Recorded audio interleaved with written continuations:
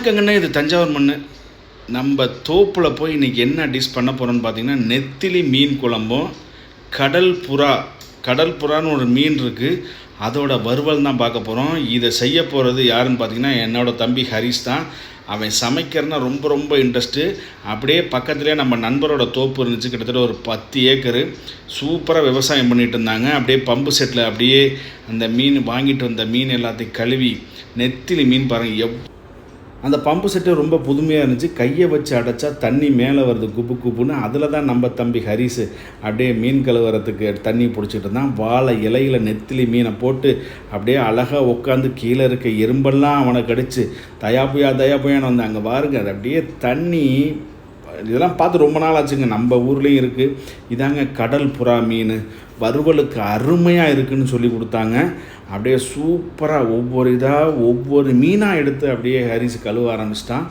கழுவிட்டான்னா அன்றைக்கி நான் தான் குழம்பு வைப்பேன், நீங்கள் வீடியோ மட்டும் எடுங்க, நம்ம முகம் வீடியோவில் தெரிஞ்சால் போதுன்னு அவன் ஆரம்பத்திலே சொல்லிட்டான். ஓகேடா அப்படின்னு சொல்லிட்டு நான் வீடியோ எடுக்கிறேன், நீ நல்லா குழம்பு வைக்கினேன்.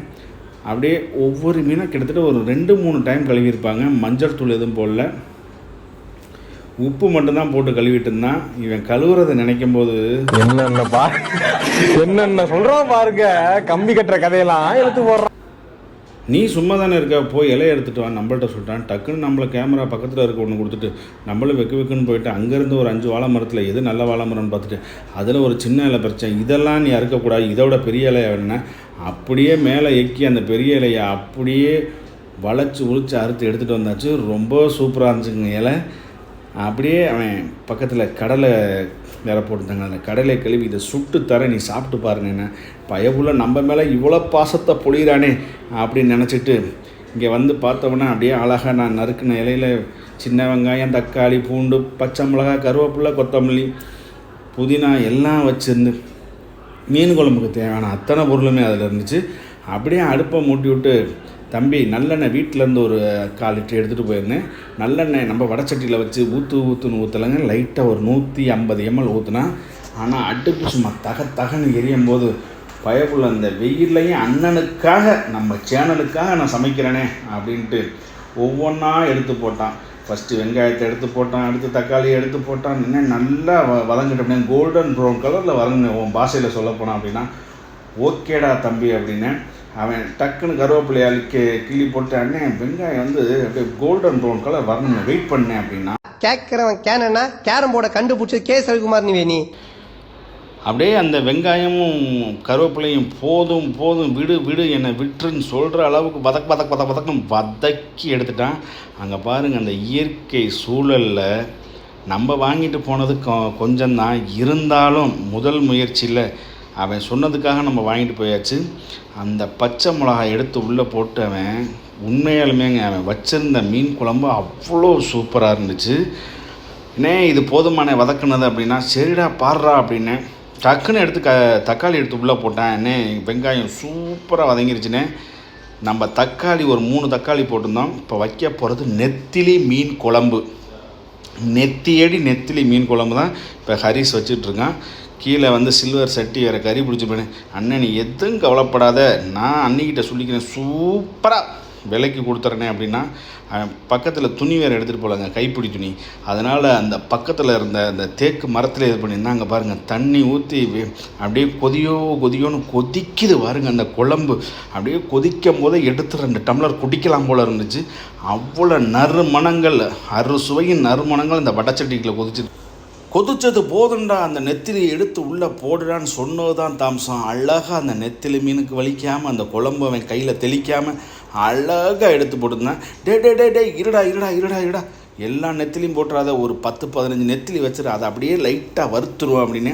ஓகேண்ணே நீ சொல்லிட்டீங்களே அப்படின்னா அப்படின்னு சொல்லிட்டு அப்படியே நெத்திலி மீனை கரெக்டாக ஒரு 15 மீனை வச்சுட்டு மீதி எல்லாத்தையும் எடுத்து உள்ளே போட்டால், கிண்டிராதரா, வடச்சட்டி கவுந்துச்சுன்னா போச்சுடா, இவ்வளோ நாள் பாடுபட்டதெல்லாம் போச்சுடா அப்படின்னு. ஓகேண்ணே லைட்டாக கிண்டி விட்டுக்கிறேனே அப்படின்னு கிண்ட ஆரம்பித்தான். அதுக்கப்புறம் இருந்த அந்த மசாலா போட்டு ஊற வச்ச மீன் ஊறுற கேப்பில் அவன் போய் காட்டில் போய் கடலையை பிடுங்க ஆரம்பிச்சிட்டான்.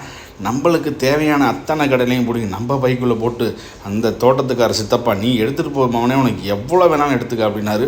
ஓகேப்பா அப்படின்னு சொல்லிட்டு இவன் கடலை போடுங்கிற லைட்டாக வீடியோ எடுத்துகிட்டு அப்படியே வர்ற நேரத்தில் எப்படி அங்கேருந்து வர நேரத்தில் அந்த மசாலா ஊறுற மீன் சூப்பராக எப்படி செம்ம சூப்பராக இருந்துச்சுங்க நெத்திலி மீன்.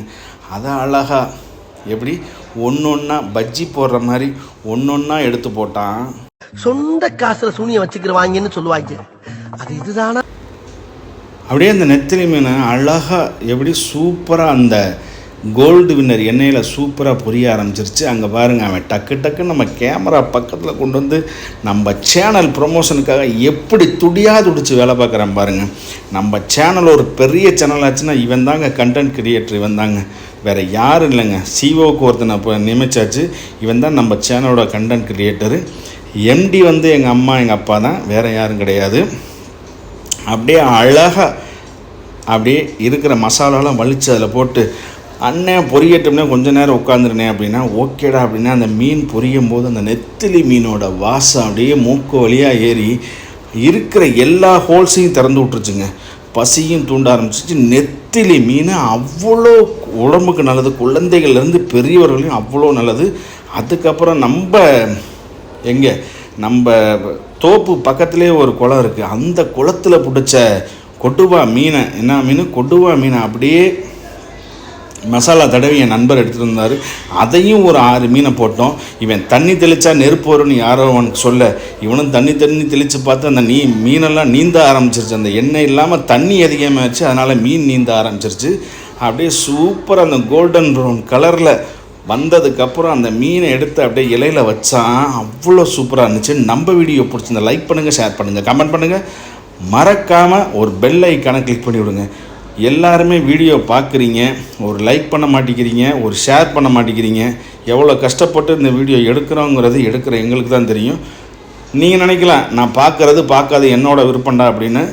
முயற்சிக்கு ஒரு ஒத்துழைப்பு கொடுங்க. நம்ம வீடியோ பிடிச்சிருந்தா நீங்கள் சப்ஸ்கிரைப் பண்ணுங்கள்.